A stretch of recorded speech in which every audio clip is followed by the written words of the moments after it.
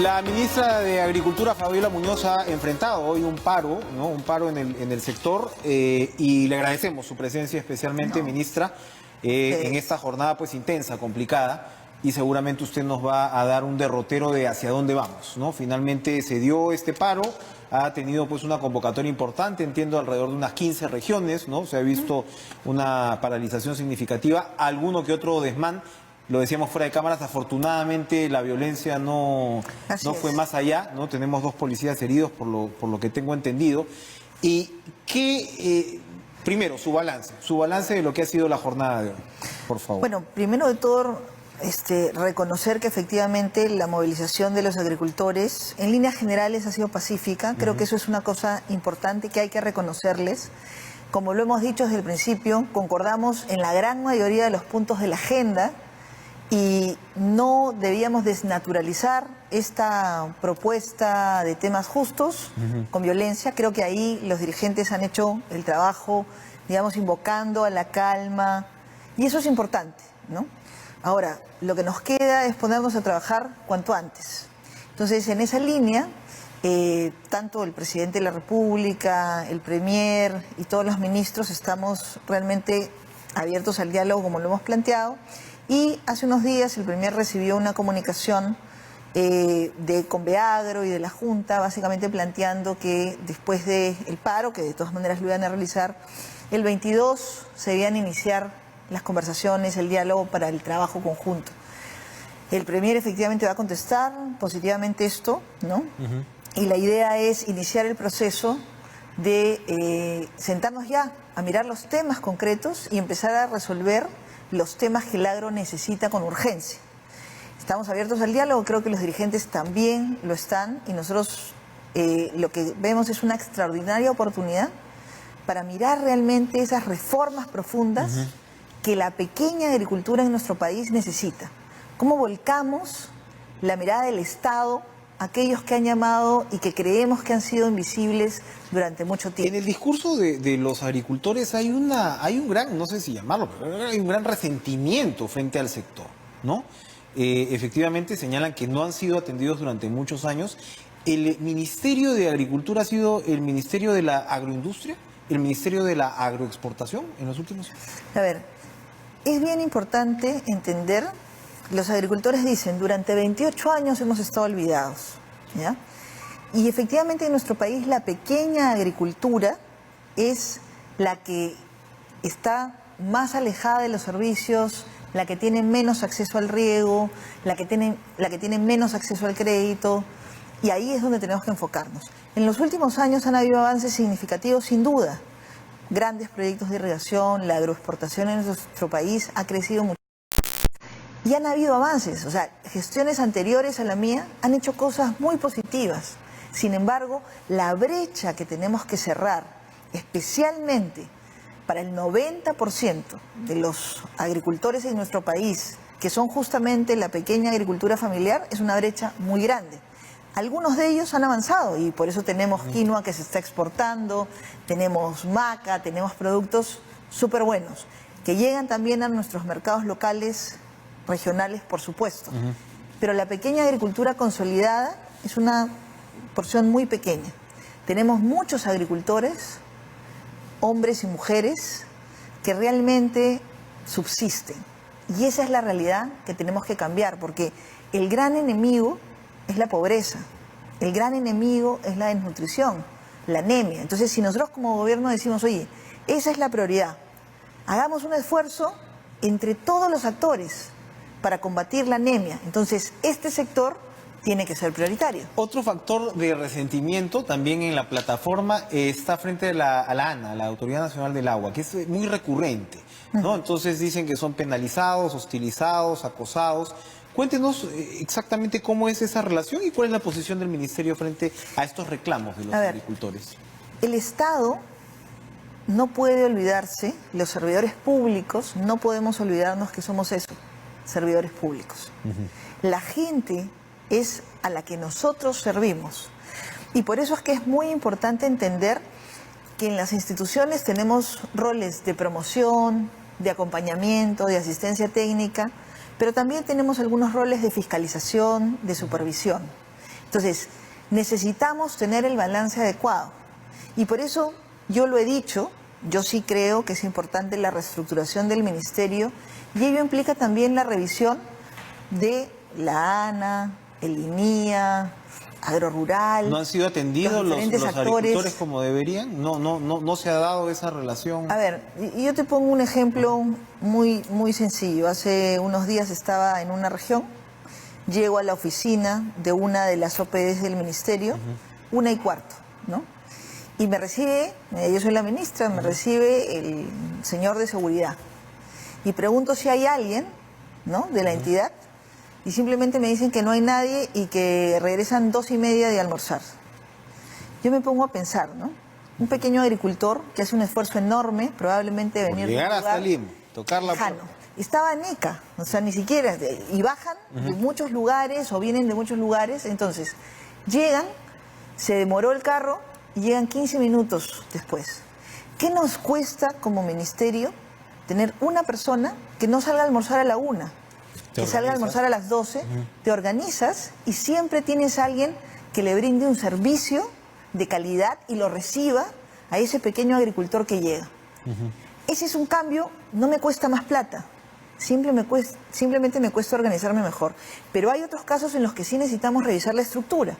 Estábamos discutiendo con el equipo y para los servicios que yo le doy a un pequeño agricultor, a veces tengo 4 o 5 programas dentro del Ministerio de Agricultura o brazos del Ministerio de Agricultura que llegan donde el pequeño agricultor. Y los 4 tienen oficina de administración. Es que cada ministro, cada cabeza cada cabeza en el Estado quiere pues dejar su huella y resulta que comienzas a tener estos programas que efectivamente, como usted dice, se superponen entre sí. Mira, yo respeto mucho las gestiones anteriores del ministerio, ¿no? Y creo que cada uno ha tratado de hacer lo mejor posible. Pero lo cierto es que hoy día el ministerio ha crecido y esa es una de las quejas que está en la plataforma. Y tenemos una gran burocracia que no necesariamente está focalizada en lo que tenemos que focalizarnos. Entonces, sí creo que hay que repensarnos.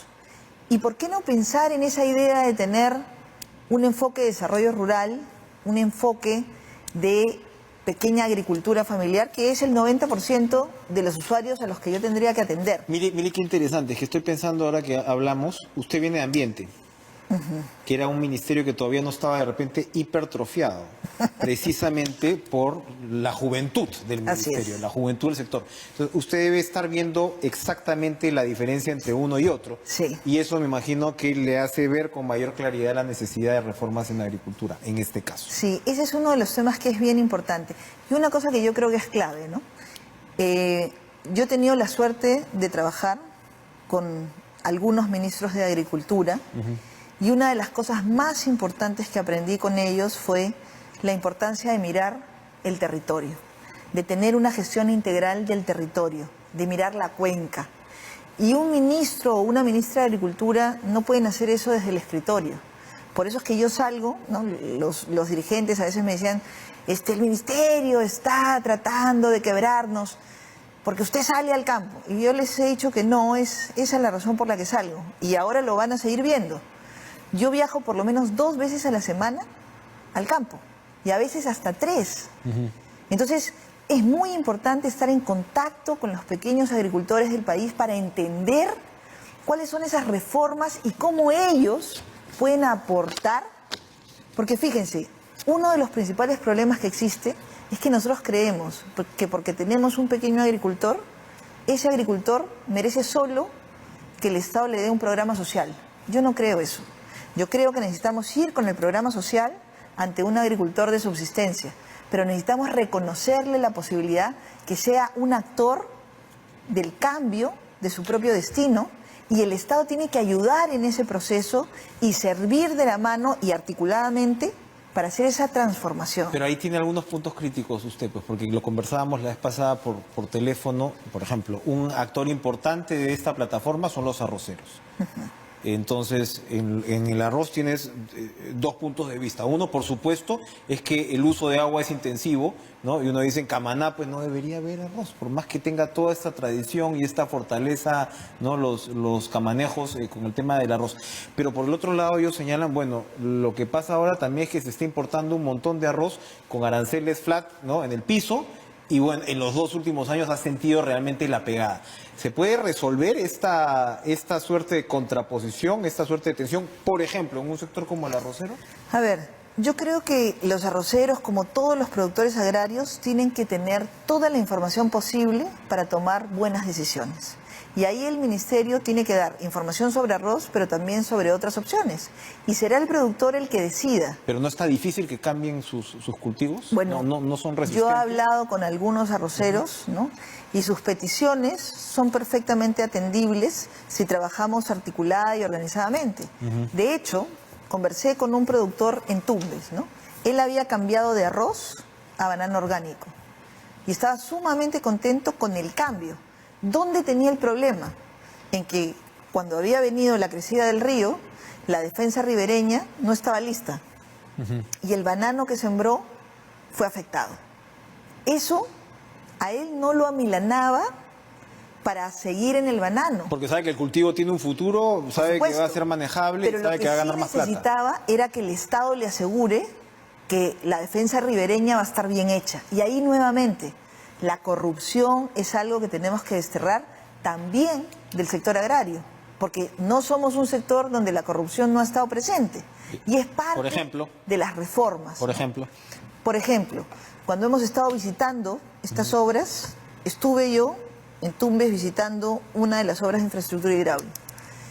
Y me decía, ¿no?, en el proyecto Puyango Tumbes, que esa obra se contrató, se recepcionó y las compuertas no pueden levantarse, porque el diseño que se ha hecho no funciona. Corrupción. ¿Cómo podemos haber recibido una obra con esas características? Entonces, ese es el tipo de cosas que tenemos que corregir. Porque en algo también concordamos con los dirigentes agrarios. La corrupción es la que se lleva los recursos que podríamos ser capaces de invertir en el agro peruano. Uno de los temas también en los que estamos absolutamente de acuerdo es que necesitamos repensar la gestión de los recursos que tenemos, ¿no? Uno de los puntos nos decían, no puede ser que el Ministerio de Agricultura devuelva recursos cuando hay tantas necesidades. Ok, eso implica repensar cuáles son esas prioridades a las que tenemos que destinar los recursos y, por supuesto, ser eficientes en el gasto. Un drama y una necesidad fundamental, y ningún sector probablemente más urgido de esto es el agrícola, con el tema del crédito. Entonces, claro, con Agrobanco también hemos visto que es otra de las partes del acceso al crédito en realidad, ¿no? En general. Pero Agrobanco se suponía que estaba destinado a esto, iban a eliminar Agrobanco, le prestaron a grandazos que te hicieron una tremenda cartera pesada, hicieron perro muerto, no pagaron, y como digo, la consecuencia fue que casi desaparece Agrobanco, al final se salvó Agrobanco, pero ahora dicen que no están recibiendo créditos. ¿Cómo va a avanzar este tema del crédito, que es fundamental, repito, para el pequeño agricultor? Hace una semana tuvimos una reunión con productores de café de pueblos indígenas, de comunidades. Y una de las cosas que a mí más me gustó de esa reunión fue que Agrobanco y los productores reconocían que estas comunidades han sido extraordinarios pagadores, que inclusive han pagado su crédito antes del plazo que tenían.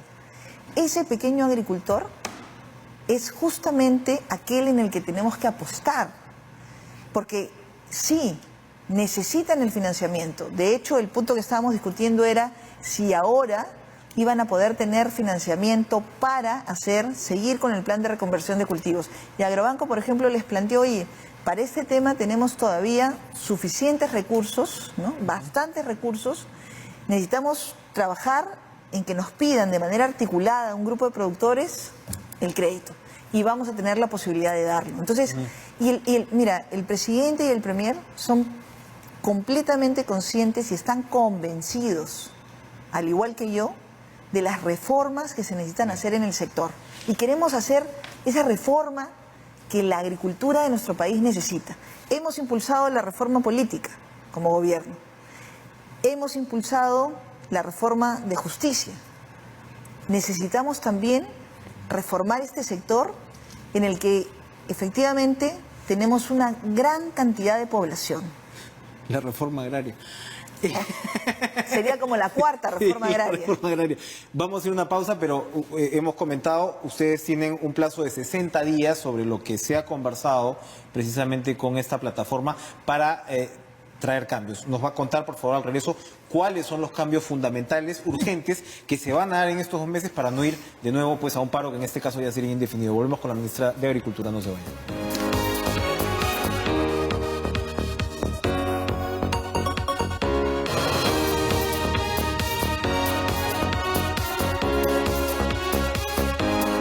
A propósito del paro agrario que se cumplió hoy, estamos conversando con la ministra del sector, Fabiola Muñoz, que nos habla, por supuesto, de la necesidad de reformar este ministerio. En estos 60 días que, digamos, hay una suerte de plazo, ¿no?, de acuerdo para que en estos 60 días se puedan mover los temas que exigen los agricultores, ¿cuáles son los más importantes? ¿Por dónde se va a ir? ¿Cuál es la urgencia? A ver, bueno, un tema que han planteado que es muy importante y nosotros reconocemos que efectivamente es así, es el tema de compras del Estado, ¿no? O sea, tenemos leyes en el país, tenemos normas en el país que hay que hacer cumplir, porque las normas establecen que el gobierno nacional, los gobiernos locales, los programas sociales tienen que dar prioridad para la compra de los productos locales, ¿no? Entonces, con el MIDIS, ¿no?, la ministra Paola Bustamante está además súper convencida de que tenemos que desaparecer los lobbies, tenemos que tener realmente transparencia y prioridad a los productos locales.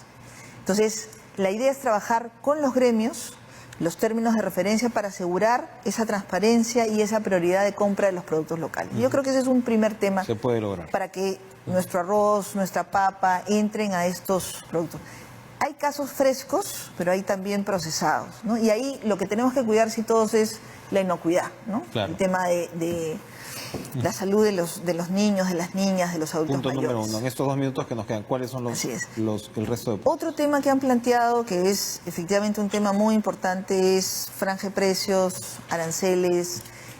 Y ahí tenemos que sentarnos y tenemos total disposición. Una cosa importante que hay que señalar es que este espacio que se abriría el 22 es un espacio multisectorial, ¿no? O sea, como Ministerio de Agricultura y Riego, nosotros efectivamente reconocemos que hay temas que son del sector, pero también tenemos que articular con los otros sectores. Entonces, este es un espacio multisectorial y vamos a discutir estos temas. Y hay que ponerlos sobre la mesa.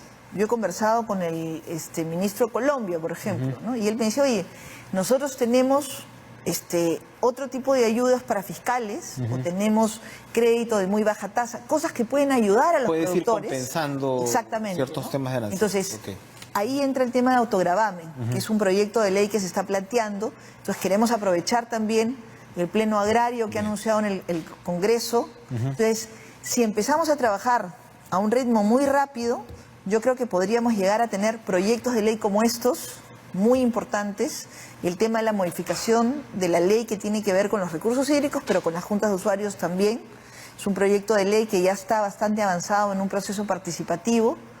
Sentémonos con los gremios a mirar qué falta, qué se puede mejorar y meterlo lo más rápido posible para su discusión. Y un poco de creatividad, pues, ¿no? Porque ahí también estamos viendo, cuando usted me dice los compromisos internacionales, ¿no?, de ciertas estructuras, pues, precisamente comerciales del Perú, pues compensas de repente con figuras tributarias, ¿no? Y puedes, de alguna manera, llegar a un balance. El tema principal es que lo que no podemos permitir es que nuestros productores nacionales compitan con productos de fuera que vienen en condiciones que no son las correctas, sin cancha pareja, como me han dicho los productores. Así ¿no? es. Gracias, Fabiola Muñoz, ministra de Agricultura, por acompañarnos. Suerte en este proceso muy interesante y grande, pues, el desafío de todas maneras. Se nos terminó el tiempo, gracias por estar con nosotros. Retornamos mañana con más en Cara a Cara. Sigan en las señales de TV Perú. Nos vemos. Buenas noches.